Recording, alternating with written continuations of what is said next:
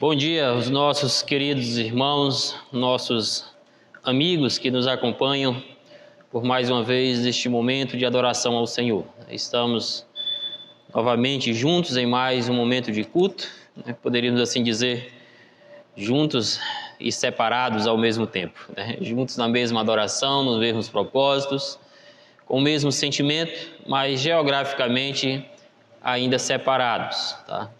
E vamos então orar ao Senhor. Em seguida vamos louvar a Cristo, ler e estudar a Santa Palavra de Deus. Vamos em oração. Senhor nosso Deus, nosso Pai Celestial, Deus bendito, Deus onipotente, onisciente, Deus que é soberano, majestoso nos céus e na terra, Criador, doador e sustentador da vida e o remidor daqueles que creem no Senhor Jesus Cristo. Pai, nós te louvamos, nós te damos graças por mais este dia, que o Senhor nos permite estarmos lendo a Tua Palavra, estarmos, ó Deus amado, cantando louvores de adoração ao Teu nome e estudando a Sagrada Escritura. Desde já o nosso pedido é que o Espírito Santo mais uma vez seja o nosso guia, possa nos conduzir em tudo quanto iremos realizar neste momento de culto. Que o Espírito Santo, ó Pai, esteja atuante na vida dos nossos irmãos que estão em seus lares neste momento, reunidos para engrandecer ao Teu santo nome por meio deste culto. Que o Espírito Santo, ó Deus, também possa atuar na vida daqueles que ainda não se renderam aos pés de Cristo, trazendo a eles uma mensagem de arrependimento e fé no Senhor Jesus Cristo para a salvação das suas vidas, Pai. Nos conduza, ó Deus Santo, para o louvor da Tua glória. Fala conosco pela riqueza da Tua compaixão e traga ao Pai Santo mais graça e conhecimento do nosso Senhor e Salvador Jesus Cristo. Nós assim oramos em nome de Cristo. Amém. Louvado seja o nome do nosso bendito e glorioso Salvador Jesus Cristo. Nós vamos já neste momento dar continuidade, louvando a Cristo, cantando para o louvor e glória do nome dEle, por meio dos nossos lábios e também por meio dos nossos lábios, com o auxílio do nosso irmão Wilner. Vamos louvá-lo ao Senhor. Hino de número 162 do Cantor Cristão, Vigiar e Orar.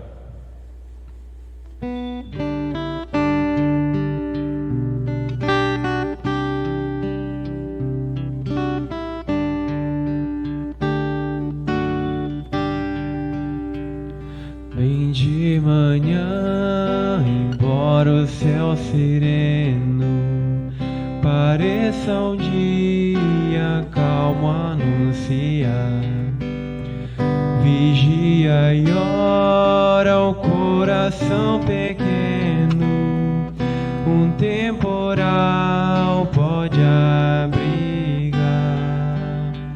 Bem de manhã e sem cessar, vigiar, sim, orar, ao meio-dia e quando os sons da terra abafam mais de Deus a voz de amor, recorre à oração, evita a guerra e goza a paz com o Senhor. Bem de manhã e sem cessar, vigiar, sim, orar, do dia ao fim, após os teus lidares, relembra as bênçãos do celeste amor e conta a Deus prazeres e pesares, deixando em suas mãos a dor. Bem de manhã e sem cessar, vigiar, sim, orar, sem cessar, vigia a cada instante, que o inimigo ataca sem parar. Só com Jesus em comunhão constante é que o fiel vai triunfar. Bem de manhã e sem cessar, vigiar, se orar. Amém. Hino de número 398 do Cantor Cristão. Sou feliz.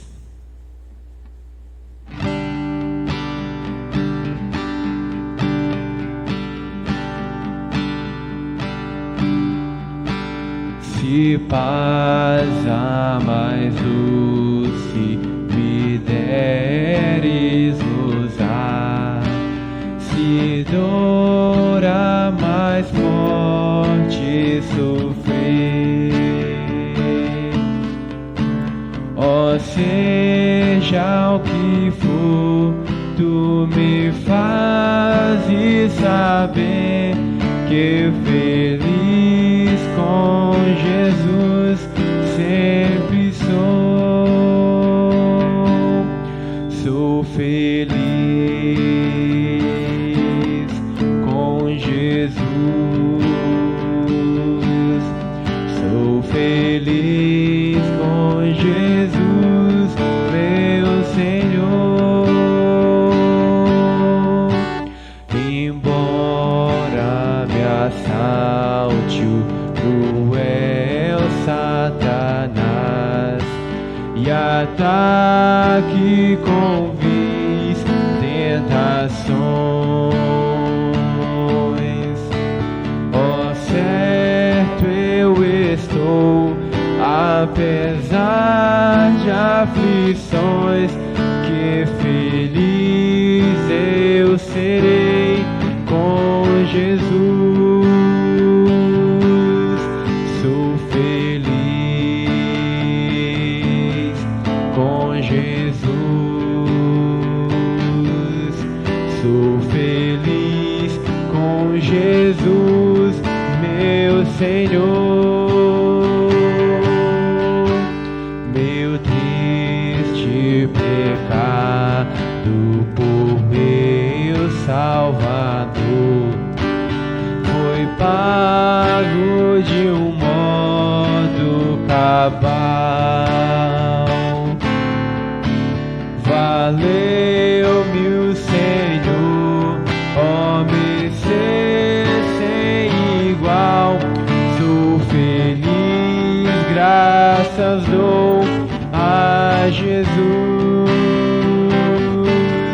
Sou feliz com Jesus. Sou feliz com Jesus, meu Senhor. A vinda eu anseio do meu Salvador. Em breve virá me levar ao céu onde vou para sempre morar, com remidos na luz do Senhor. Sou feliz com Jesus. Sou feliz com Jesus, meu Senhor. Sou feliz com Jesus. Sou feliz com Jesus, meu Senhor. Sou feliz com Jesus, meu Senhor. Sou feliz com Jesus, meu Senhor. Amém.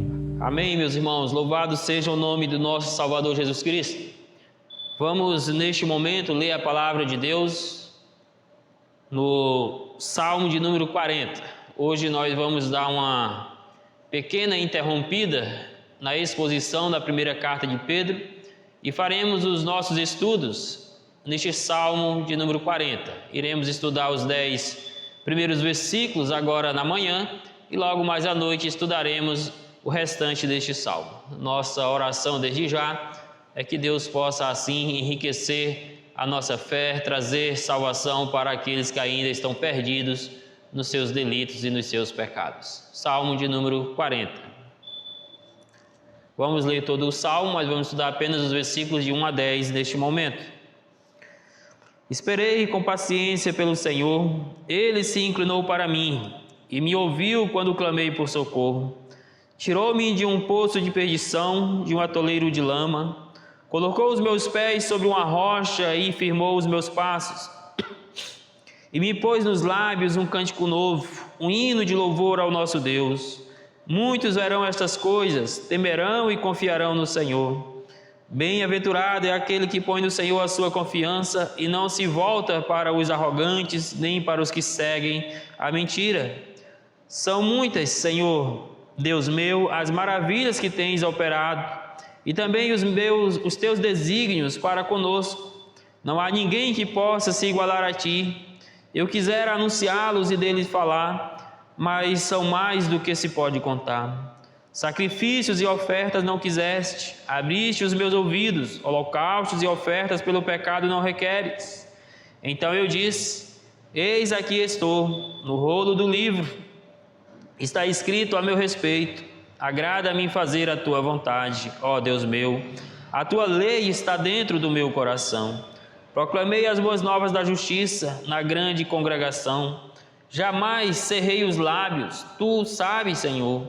Não ocultei no coração a tua justiça, proclamei a tua fidelidade e a tua salvação, não escondi da grande congregação a tua graça e a tua verdade.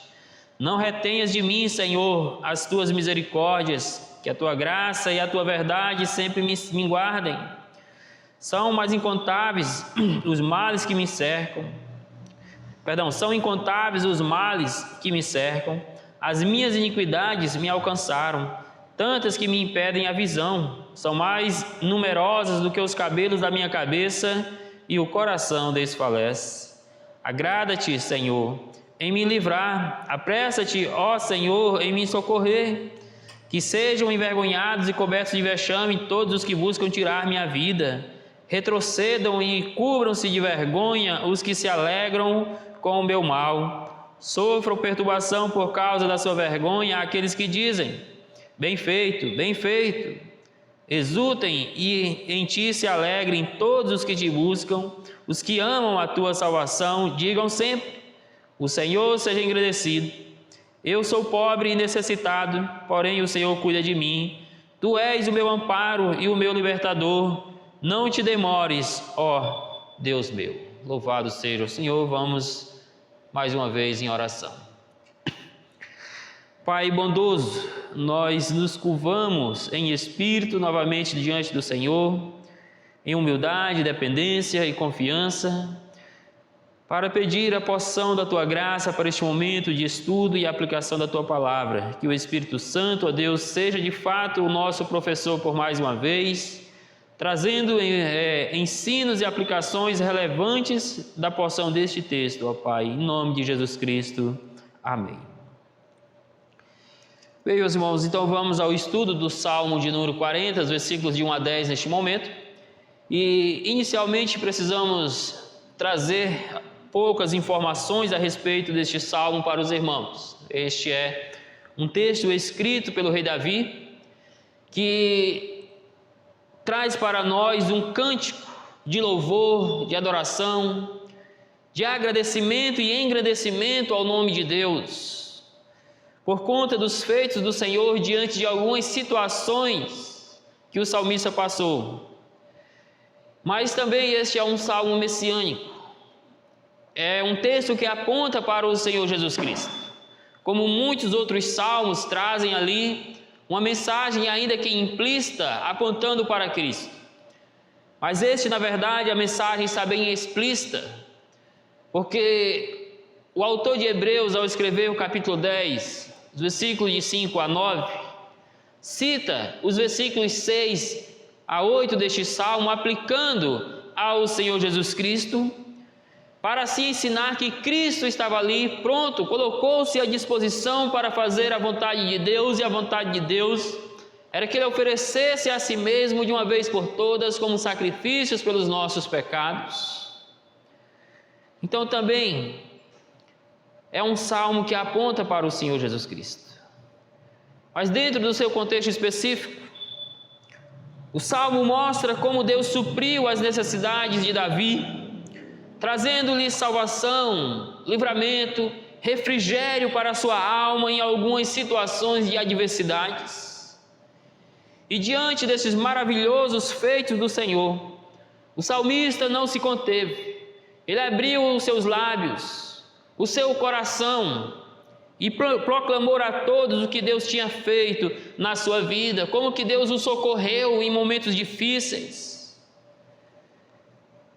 E neste ato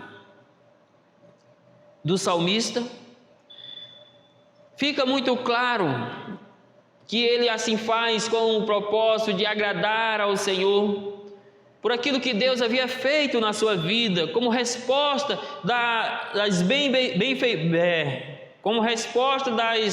bem-aventuranças, dos cuidados, do socorro, da proteção, dos livramentos que Deus havia trazido para a vida dele. Em resposta a isto, o salmista abre os seus lábios, o seu coração, para proclamar a outros os feitos de Deus. E o salmista também se coloca diante do Senhor com um desejo intenso de viver para o agrado de Deus, em resposta ao que o Senhor operou na sua vida. Tendo isto em mente, queremos olhar para este salmo de forma bem prática e desenvolver com os irmãos a seguinte ideia: a salvação que recebemos do Senhor deve nos levar a viver para o seu agrado, fazendo a sua vontade. É isto que podemos assim observar o salmista fazendo deste salmo, expressando gratidão no seu coração, consagração de vida, pronto a fazer a vontade de Deus, em reconhecimento do que Deus havia feito na vida dele. Por isso, esta é a nossa ideia, que a salvação que recebemos do Senhor deve nos levar a viver para o seu agrado, fazendo a sua vontade. Eu quero ressaltar no Salmo 3 maneiras que nós podemos fazer isso, de vivermos para o agrado de Deus, fazendo a sua vontade nas nossas vidas, em resposta à grande salvação que Ele nos trouxe. A primeira maneira, então, é que devemos fazer isso esperando no Senhor. Os versículos de 1 a 3 mostram como o salmista aqui, durante esse período em que ele estava ali orando, confiando em Deus, buscando o socorro de Deus, como que ele espera em Deus nestas situações, ou esperou em Deus naquela situação. Meus irmãos, nós devemos viver de maneira agradável a Deus, devemos dizer como o salmista: eis que aqui estou para fazer a tua vontade, mas devemos fazer isto esperando no nosso Deus. Veja comigo os versículos de 1 a 3, onde primeiramente o texto descreve a forma que o salmista esperou em Deus e que consequentemente também nós devemos fazer. Veja aí o verso 1: esperei com paciência pelo Senhor, Ele se inclinou para mim e me ouviu quando clamei por socorro. Este ato do salmista em esperar em Deus denota uma entrega completa, sem reservas a Deus, em assim esperar pelo socorro que viria de Deus nesse momento de adversidade, diante de alguns problemas, perseguições que o salmista estava passando.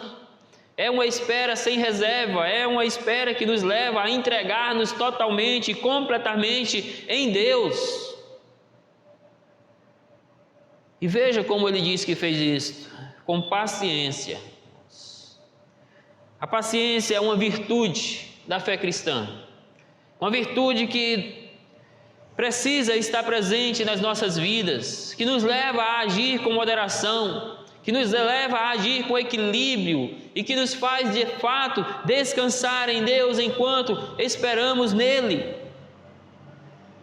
Por mais que passemos por adversidades, por momentos que nos tragam preocupação, um certo tipo de ansiedade, precisamos, meus queridos irmãos, refrear esta ansiedade, essas preocupações, a angústia do coração, a pressa de querer obter as respostas do Senhor por meio dessa virtude da paciência.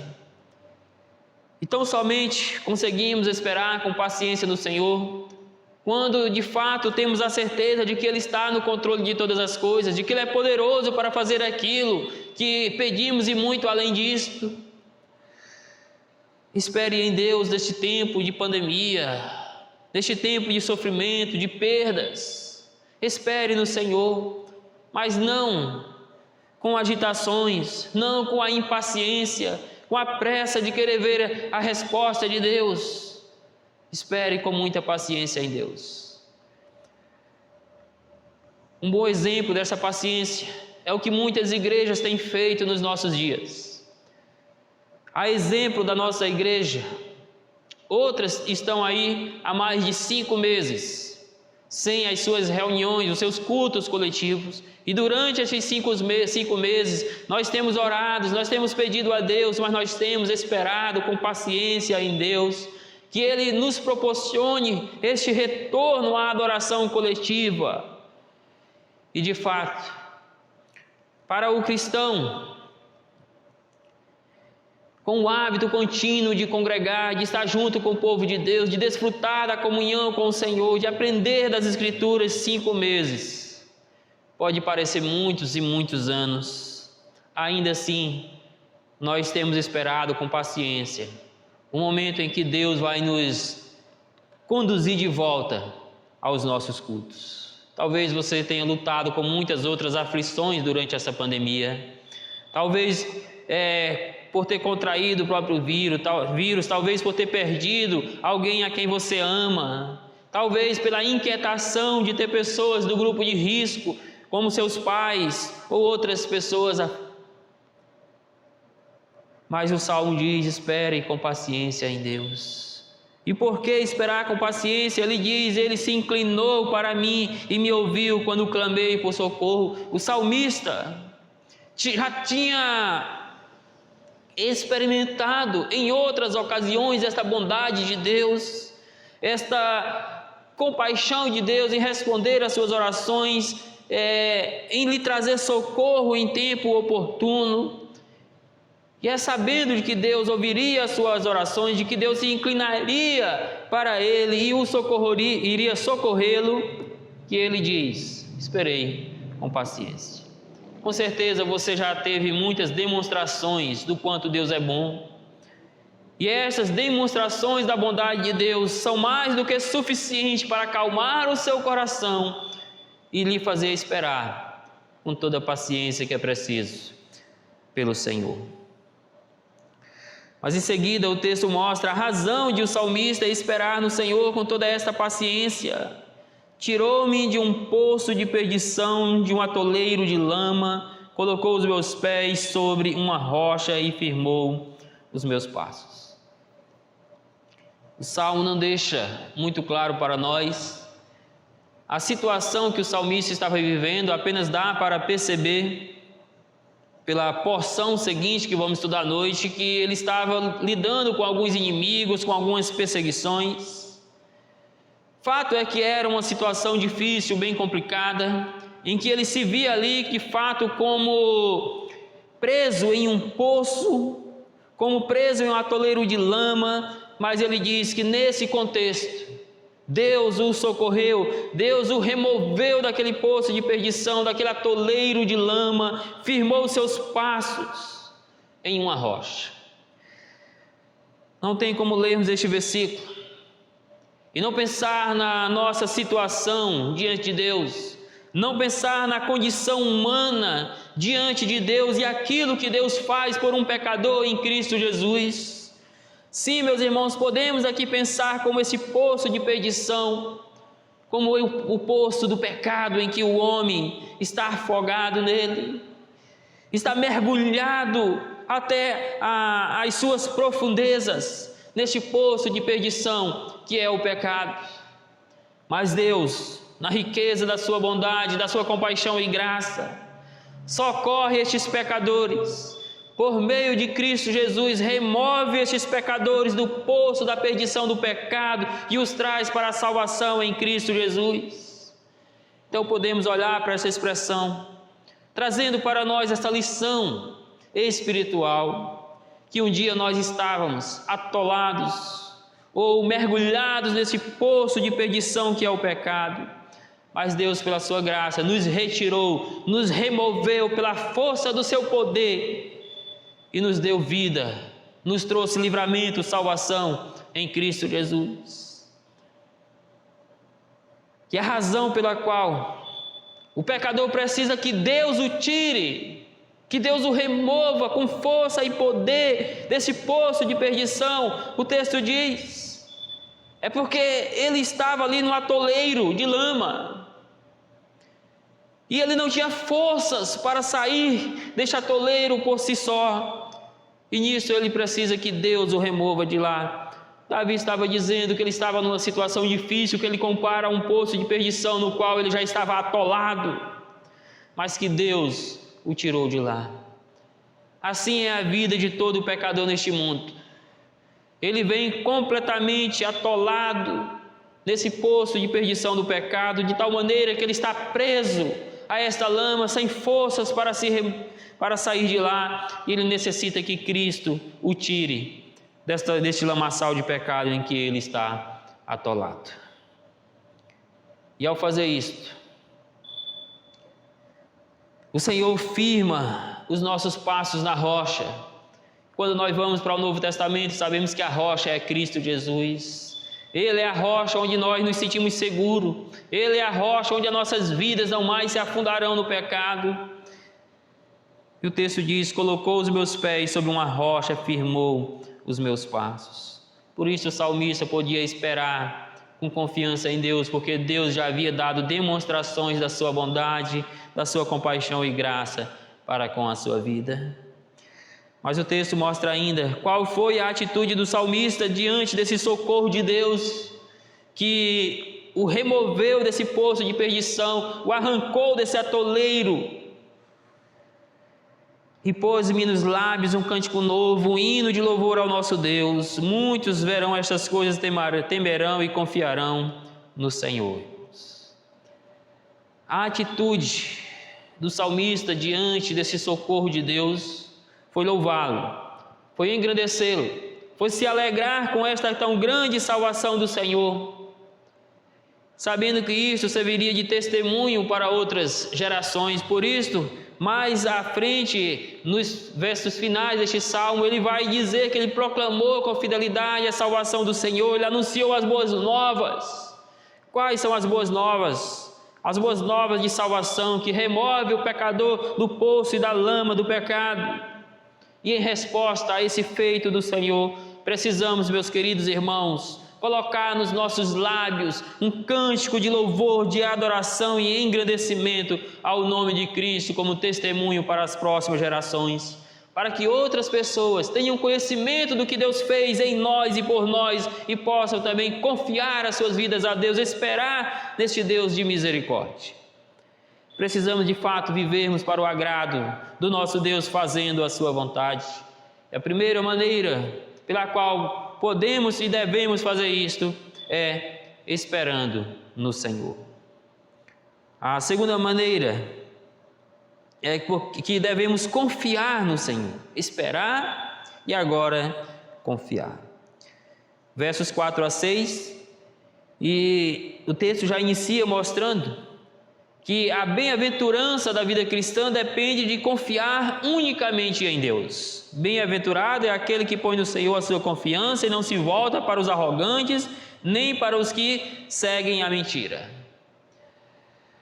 diante das perseguições que Davi estava enfrentando, ele poderia aqui se voltar para outras nações, buscar alianças com outros homens, com outros exércitos, ou, podemos assim dizer, ele poderia confiar a salvação dele, o livramento dele a outros exércitos, em alianças com homens. Mas ele não fez isto, porque de fato ele diz que a bem-aventurança, que a felicidade de um homem, que a verdadeira alegria de um homem está em colocar em Deus a sua confiança, irmãos. Foi isso que o salmista fez neste salmo. É isso que nós vemos o salmista fazendo em muitos outros salmos, em que ele está passando por momentos de adversidades, às vezes por doenças físicas, às vezes lutas contra o pecado, às vezes perseguido. Em tudo a sua esperança e a sua confiança estavam voltadas unicamente para Deus, e é aí que ele encontrou a sua felicidade, em confiar unicamente em Deus. Durante esses últimos meses, nós temos buscado muitas ações protetivas, temos tomado algumas medidas de segurança, como a questão da higienização do álcool, como das mãos com álcool, o uso de máscaras, o afastamento, o distanciamento social e outras medidas, crendo que estas medidas são necessárias para que venhamos evitar o vírus.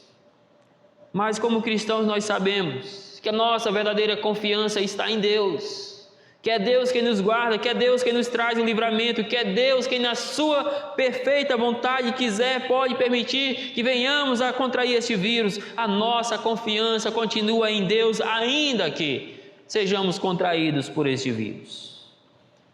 E sim, vamos buscar auxílio da medicina, como estamos buscando o auxílio dos cuidados preventivos, mas nunca vamos deixar de confiar, acima de tudo, no nosso grande e poderoso Deus. O salmista confiou a sua vida a Deus, porque ele sabia que em Deus estava a verdadeira felicidade da vida. Mas o texto segue mostrando que quando confiamos no Senhor, ficamos maravilhados com os seus feitos nas nossas vidas. Veja aí o verso 5. São muitas, Senhor, Deus meu, as maravilhas que tem operado e também os teus desígnios para conosco. Não há ninguém que possa se igualar a ti. Eu quisera anunciá-los e deles falar, mas são mais numerosos do que se pode contar. Davi está dizendo que Deus já foi tão bondoso com ele, que ele queria poder anunciar ao mundo todo, gritar ao mundo todo todas as maravilhas que Deus fez na vida dele. Mas ele diz que isso não seria possível, porque são tantas maravilhas, são tantas coisas que Deus já fez na vida dele, tantas expressões de misericórdia, de socorro, de cuidado, que não se dava para contar ou para anunciá-las na sua totalidade. Deus tem feito grandes coisas pelas nossas vidas. Basta que você olhe um pouco os últimos 5 meses, nesse período de pandemia, o que Deus tem feito por você. Talvez sejam tantas maravilhas que não se dá para enumerar. E nós devemos reconhecer essas manifestações da bondade de Deus. Nós devemos nos alegrar e confiar que este é o Deus que continua no controle das nossas vidas e que continua expressando a sua graça e compaixão para conosco. Você consegue olhar no seu dia a dia e contemplar as manifestações da bondade de Deus? Você consegue, por exemplo, perceber que o teu sustento diário, por mais que venha como fruto do teu trabalho, na verdade é uma demonstração da bondade de Deus em prover aquilo que você necessita? Acima de tudo, você já olhou para a cruz do Calvário para reconhecer que Cristo Jesus é a maior manifestação do amor de Deus pela sua vida, que nada, que palavras não são suficientes para expressar a grandeza dessa bondade? Davi olha para a sua vida, olha para o que Deus já realizou nele e por ele, e chega a essa conclusão: Senhor, Tu tens feito maravilhas demais pela minha vida. São tantas, Deus, que eu nem sequer posso contá-las. Certamente Deus já fez o mesmo por você. Mas o texto continua ensinando que Deus, Ele não quer sacrifícios, mas sim vidas consagradas a Ele em resposta a essas maravilhas operadas nas nossas vidas. Verso 6: sacrifícios e ofertas não quisestes, abriste os meus ouvidos, holocaustos e ofertas pelo pecado não requereres. Claro que nós sabemos, principalmente no Antigo Testamento, que Deus requereu sim sacrifício do seu povo, que o povo de Israel tinha que oferecer sacrifícios, inclusive sacrifícios de sangue a Deus, como oferta a Deus pelos seus pecados. Sabemos que simbolicamente estes sacrifícios apontavam para Jesus Cristo, o perfeito sacrifício de Deus pelos nossos pecados. Mas dentro desse contexto aqui do versículo 6 específico, o que Davi está dizendo? Que o mais importante para Deus não são os sacrifícios, não eram os sacrifícios de animais e outros tipos, mas sim a atitude do coração, o quebrantamento, a consagração, a dedicação de vidas ao Senhor é o mais importante. Podemos assim contextualizar para os nossos dias que os nossos momentos de cultos são importantes e necessários para a nossa vida cristã, mas o mais importante do que a sua presença física aqui no culto é a atitude do teu coração, é a tua consagração de vida ao Senhor. É importante e necessário ler a Bíblia, mas você também tem que ter uma vida consagrada ao Senhor e não apenas fazer uma leitura mecânica e superficial das Escrituras. Meus irmãos, Deus requer de nós, como seus servos, vidas de consagração a Ele. E essa consagração deve ser feita em resposta às maravilhas que o Senhor operou em nós, em especial a maravilha da salvação em Cristo Jesus por meio da fé. Isso nos leva então à terceira maneira que o texto nos apresenta para vivermos essa vida agradável a Deus fazendo a sua vontade, que é a seguinte: devemos proclamar a salvação do Senhor. Devemos esperar em Deus, confiar em Deus, mas proclamar a salvação de Deus. Versos 7 a 10, onde em primeiro lugar nós vemos a firme decisão do salmista em viver para o agrado do Senhor, ou para agradar ao Senhor. Verso 7, então eu disse: eis que aqui estou, no rolo da vida está escrito a meu respeito. Agrada-me fazer a tua vontade, ó Deus meu, a tua lei está dentro do meu coração. Como já disse o autor de Hebreus, no capítulo 10, a partir do versículo 5 a 9, ele usa esse texto, versos 6 a 8, para falar de Cristo. Então lá em Hebreus, este versículo 7 também é aplicado a Jesus Cristo, como que Jesus Cristo dizendo: eis que aqui estou, ó Pai, no livro da vida está escrito ao meu respeito, ou seja, está já determinado, designado, decretado aquilo que Cristo iria fazer, e ele diz: aqui estou para fazer a tua vontade. Mas dentro do contexto específico, aplicando ao próprio rei Davi, ele se colocou diante de Deus, esperando, confiando em Deus e pronto para fazer a vontade de Deus. Por isso ele diz: eis aqui estou, e no rolo da vida está escrito ao meu respeito. Agora observe o verso 8: agrada-me em fazer a tua vontade. Como se Davi estivesse dizendo: eu tenho prazer, Senhor, eu estou aqui, ó Deus meu.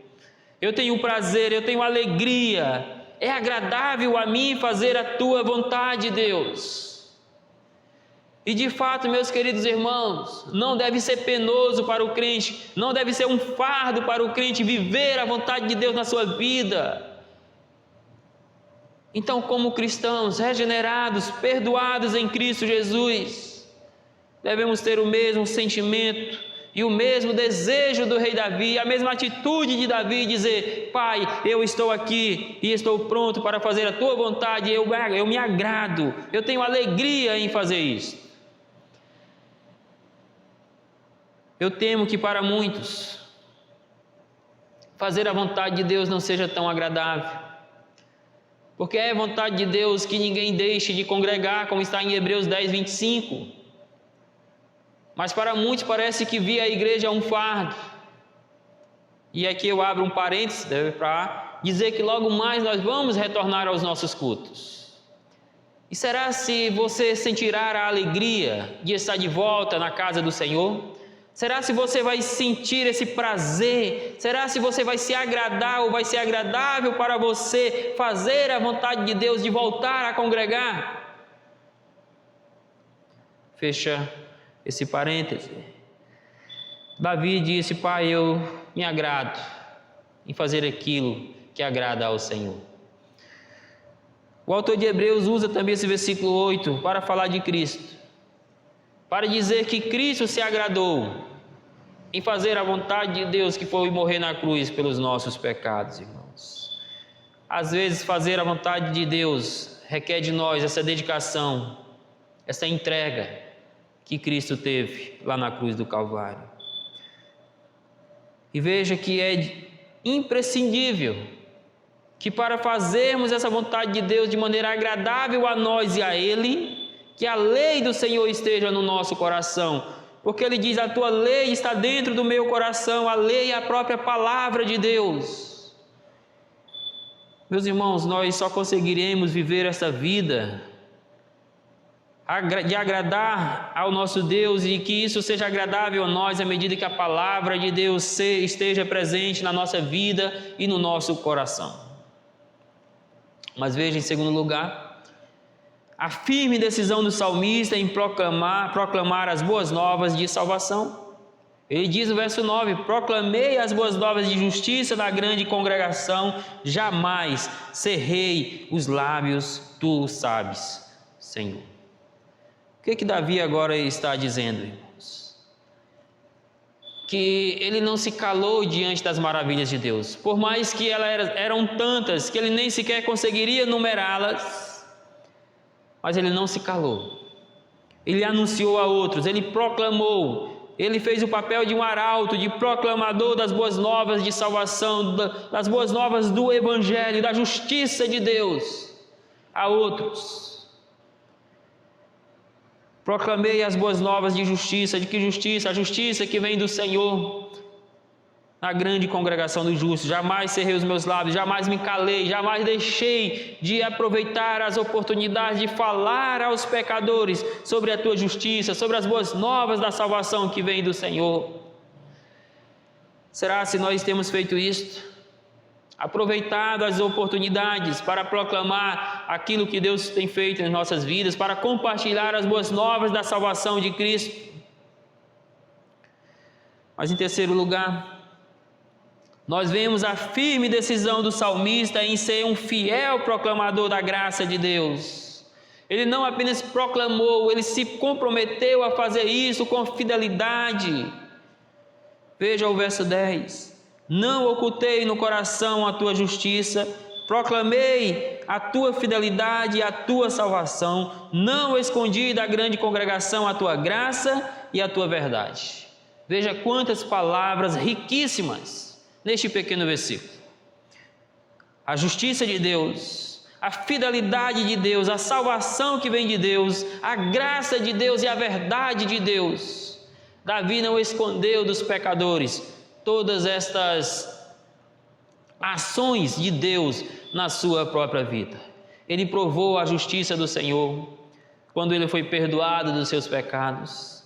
Ele experimentou da fidelidade de Deus quando, mesmo diante dos seus tropeços, como naquele caso lá do adultério com Batseba, Deus o restaurou, Deus o sustentou na fé, cumprindo assim a sua fidelidade à aliança.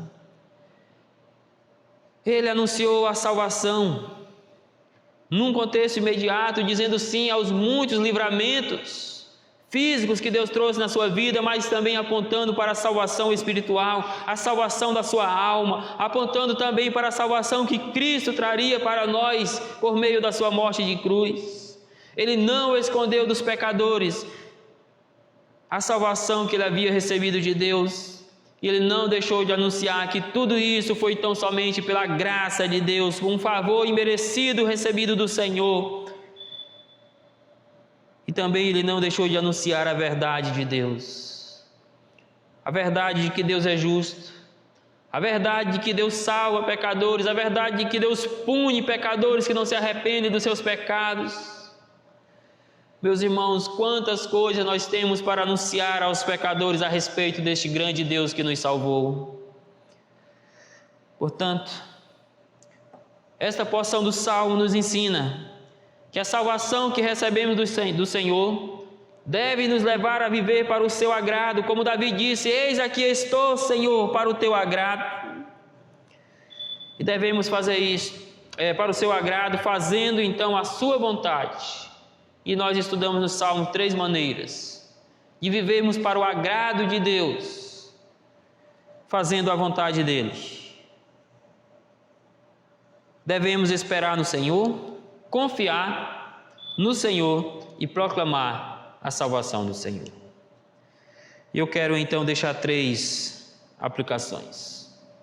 A primeira aplicação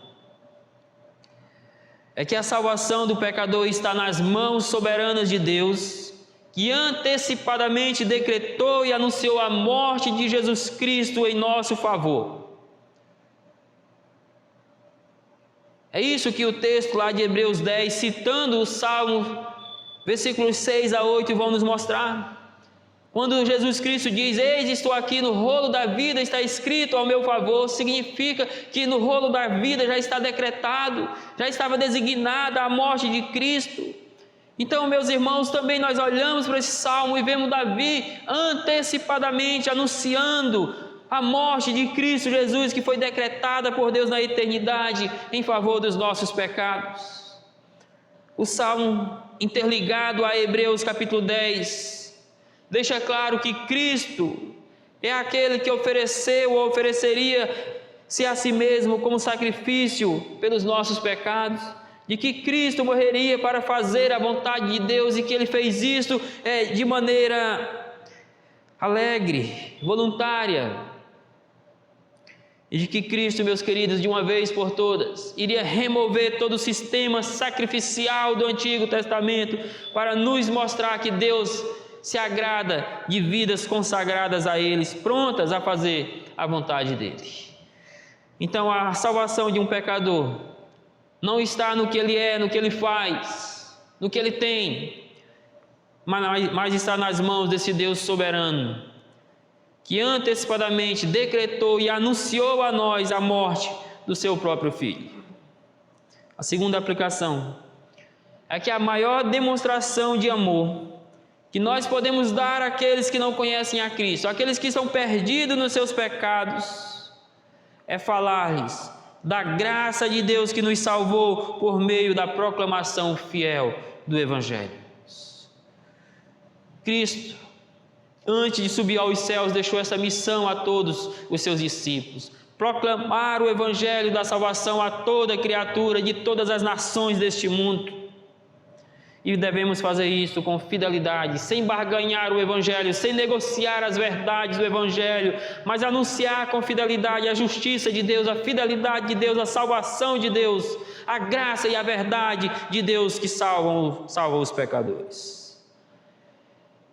Nós temos que nos perguntar se de fato temos feito isto, não apenas como igreja, nesses momentos formais de culto, mas como cristãos no nosso dia a dia, irmãos. Que demonstrações de amor nós temos dado pelos pecadores. Terceira aplicação: a melhor maneira de honrar ao Senhor pela salvação que recebemos dele é vivendo de modo digno dele e para o seu inteiro agrado, irmãos. É isso que o Senhor espera de nós. Esta é a melhor forma de respondermos de forma honrosa à salvação que o Senhor nos deu, vivendo de modo digno do Senhor para o seu inteiro agrado, com vidas santas, puras, com mentes saudáveis, com pensamentos puros, com uma conduta moral, íntegra, reta e que glorifique ao nome do Senhor. Que Deus nos ajude para que neste tempo ainda de pandemia, e não sabemos até quando vamos viver este período, possamos esperar em Deus, confiar em Deus e anunciar àqueles que estão angustiados, perturbados, sem essa esperança, sem essa confiança, a salvação que nós já recebemos do Senhor. Que Deus seja bondoso para com todos nós. Vamos orar nesse momento. Senhor Deus, Pai bondoso, nós te damos graças por mais esse momento de culto. Te damos graças, ó Deus, por termos tido a oportunidade de ler e estudar a Tua palavra mais uma vez, Pai. Que ela tenha ficado gravada no coração, na mente dos nossos irmãos e daqueles que nos acompanham, ó Pai Santo. Que o Teu nome seja engrandecido agora e para sempre, no nome de Jesus Cristo. Amém. Que Deus, em Cristo Jesus, abençoe a sua vida. Amém. E aí, espero que você tenha gostado desse vídeo que você acabou de assistir. Não se esqueça de dar seu joinha, seu like, compartilhar esse vídeo e se inscrever no nosso canal e ativar o sininho.